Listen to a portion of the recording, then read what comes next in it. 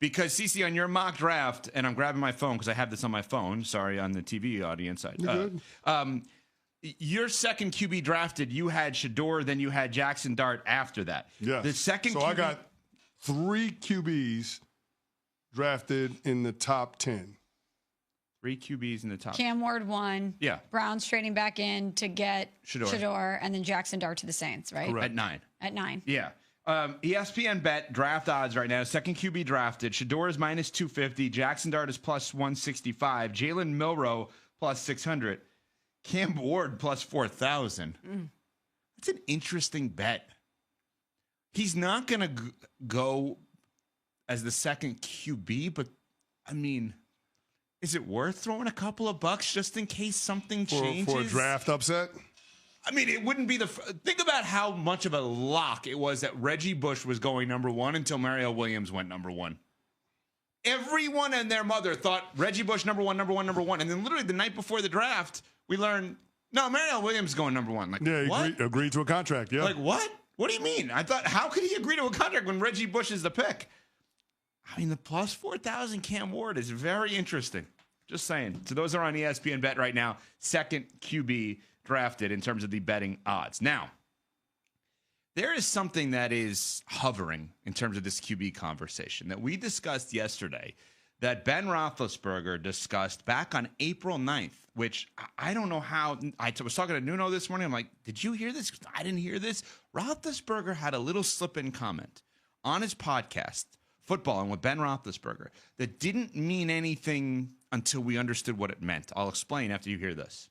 Or I think there might be, is there a wild card team out there? That nobody's talking about. Is there a wild card team out there that's like, oh, wow. Like maybe there's a quarterback out there, and I'm not going to mention any names, who maybe has a subtle injury that people don't know about.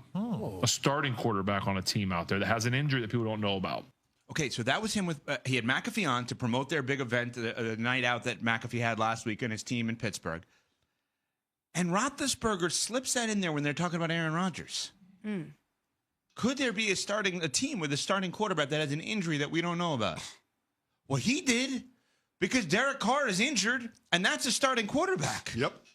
And then Schefter yesterday, and he's going to come on with us at 8 a.m. Eastern, goes on with Freddie and Harry, weekdays 3 p to 7 p Eastern here on ESPN Radio, and answers the question, could Aaron Rodgers be an option for the Saints?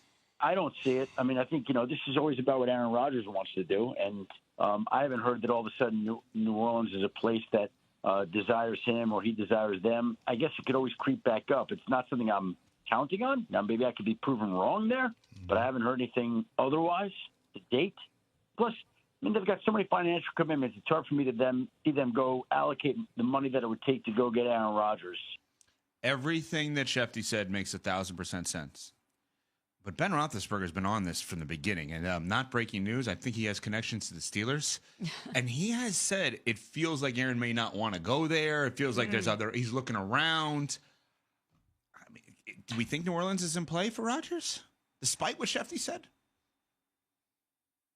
I mean, it's a landing spot. It's a vacancy, right, that we didn't expect to be there. But we also know that New Orleans is going to be in the young quarterback business next week when the NFL draft kicks off. So maybe Aaron Rodgers at this juncture is taking a wait-and-see approach with all of these teams, because somebody's going to be left without a chair when the music stops, and he'll evaluate whether or not that place is suitable enough for him to go there and spend the final year or years of his career. So I think that now that we're at this point with the Aaron Rodgers saga, I would be surprised if he signs before the NFL draft. I would also be surprised, because what is he waiting for if not waiting for the draft to pass to see where these quarterbacks are drafted? Because I could certainly envision a scenario in which he does not want to be Kirk Cousins 2.0. He doesn't want to happen this year to him what happened to Kirk Cousins last year. But the Saints are interesting because on the surface, you'd say that doesn't seem like it presents a better option for him to win than Pittsburgh does. But maybe he's looking at it. Whoa. Are you sure about that? Well, that's what I was going to say, is maybe he's looking at the division and he's saying there's a clearer path for me to potentially get to the playoffs, and that's all I need is to punch my ticket. On the surface, you'd say, well, Mike Tomlin quite literally is always in the playoffs, and it's Pittsburgh. But maybe he is waiting for New Orleans, because it certainly does not seem like Pittsburgh has been the number one option for him, and we keep trying to find that through line. If not Mike Tomlin and the Steelers, then what? And maybe it is New Orleans. It's a good point, and I don't think that the New Orleans Saints are better than the Steelers, obviously. I think if they went head-to-head in a Super Bowl and Rodgers was the quarterback of both teams, theoretically, obviously, Pittsburgh would win. But I think to your point, he may look at it and say, I have a better chance of winning the division there, plus I have more control if I go there. But we've been asking the question, what is this man waiting for, right? We know that, to his credit, there are teams or team that wants him. What could he possibly be waiting for? We thought maybe he was waiting for the McAfee night out to make an appearance there. I have a theory, maybe on something that he could be waiting for. It's somewhat of a hot take here. Unsportsmanlike. Wait a minute! Whoa! Hot take alert. Smoking hot alert. I was thinking about something. What franchise in the NFL does Aaron Rodgers dislike the most? I'd say the Green Bay Packers. Okay. Really? Is there any chance that Aaron Rodgers announces where he goes on draft day to try to ruin the draft a little bit in Green Bay? Does Aaron Rodgers at all want to take away from the draft to move the attention away from this Packers event to himself? Why? If anything, it would make the draft in Green Bay more explosive and more exciting. The number one player that moved that night would not be at the draft, would have nothing to do with the draft. But Aaron Rodgers would beat Green Bay. But it would impact everything that happens that night. Would it, though? You don't think so? You don't think whatever team he goes to will have to pivot? If a veteran quarterback domino falls, yeah, it's going to shift things. You don't think that Aaron Rodgers would love to take the attention away from Green Bay and all of the planning by Mark Murphy and all of the people involved in Green Bay about this amazing event that we're going to be a part of, and we pick Wisconsin, we travel Wisconsin, we're excited to be there. That Aaron Rodgers swooping in and the attention goes to him somewhere else and not in Green Bay? I don't know. We've all been wondering what this man is waiting for. It's his right to wait, right? It's the teams that you could critique for them waiting on him. Mm-hmm. I mean, I wouldn't put it past him. I don't think that him making his decision would impact the shine that Green Bay is going to get from the draft at all. I think, if anything, it only amplifies it. And if that's really what he's waiting for, I'm sorry. That is so petty and, quite frankly, embarrassing.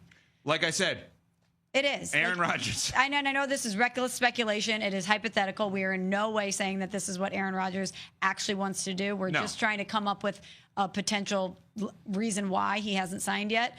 But imagine the reaction on draft night. If this is in fact the case and we get reports that that'll happen, we'd be like, really? All these years later, you put the Steelers in a position now where, like, let's say he signs there, where you could have been in the facility, you could have been doing all of this stuff just so you could announce it on the night where Green Bay is the star of the show. I don't think that he would get the reaction from that he wants. Yeah, but I could see it. I know you well enough. You're starting to reason with yourself, like maybe he actually could be this petty to do. You immediately dismissed it, and now you're getting to the place of, okay, let me walk myself through this, Smalls. I could tell. That you're playing out the petty. I don't know.